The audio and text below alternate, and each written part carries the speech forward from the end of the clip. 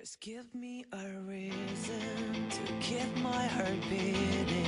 Don't worry, it's safe right here in my arms. As the world falls apart around us, all we can do is hold on, hold on. Take my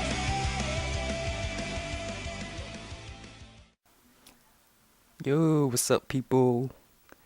My name is Mike, and as for why I'm making this video, is because I've decided to make a life-changing decision in my life, and that is that I joined the United States Air Force.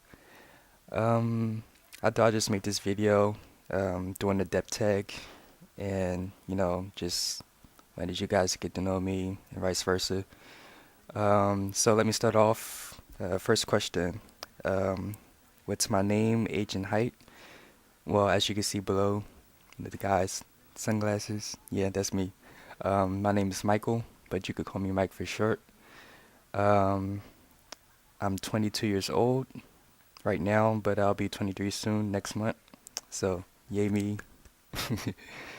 And I'm currently 5'9", so not too short, not too tall.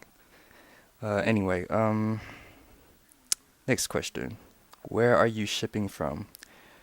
I am shipping from Fort Dix, New Jersey, MEPS.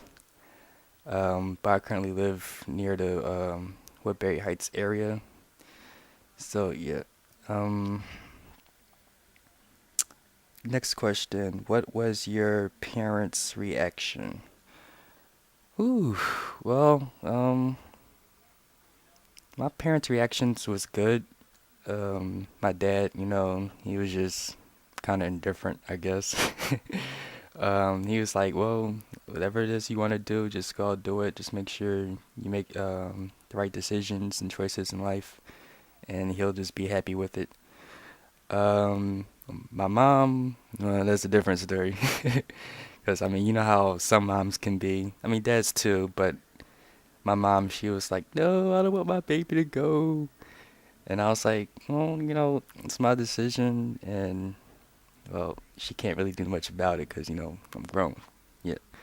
So, but yeah, she was like, at first, she was like, no, I don't want you to go. I don't want you to die, get shot, killed, beat up, tortured. I was like, whoa, okay. Um, but yeah, but she came around. She was like, well, yeah, and she realized that I made this decision for myself. Um, but yeah, that was pretty much their reaction. So, um, next question. Ship date, rank, and depth date. My ship date is January 13th, 2014. And I'll be coming in as E1. I would have chosen either the 6-year contract, but with this government mess going around, I heard that they weren't doing 6-year contracts, so I don't know. If sometime in the near future, if 6-year contract pops up, then I'll gladly take it because that's what I wanted to do in the first place. So yeah, and my dep date, I dept in May 14th this year, 2013, and yeah, I was really excited. So yeah. Next question. Something memorable that happened at MEPS. Um, can't really say that nothing stood out for me. Um, except for the free food. I'm a dude. I love free food. I don't know. Nothing really comes to mind.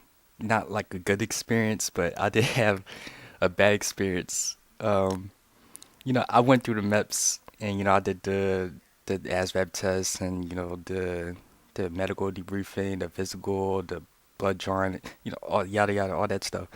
Um, but there was this one thing that that stood out to me, and wasn't quite a good experience for me. And this may happen to a few people. I mean, it happens. So yeah, I had this the year analysis test. So yeah, you already know where that's heading. Tell me why that I went into the stall with like three other guys and an instructor, and I'm sitting there, trying to do my own thing, and like these dudes, they like getting done in like 1, 2 minutes, and I'm sitting there like, what is going on? Like, I can't literally go at all. And like some people say like, well, it's because you're nervous or it's because of other people or whatever. But the real reason is because, I had the morning of MEPS, I had went to the bathroom and nobody told me. It was like, you're gonna have a urinalysis test. So I was like, man, I was screwed. I was so screwed, man. Um, and I'm not gonna throw my recruiter under the bus because he didn't tell me. But I kind of knew, but it's just that, when you wake up, I'm not a morning person, okay? So I forget things sometimes. And so, yeah, man, it was terrible, terrible experience. So I had to have been sitting there at that stall for like 5, 10 minutes at least.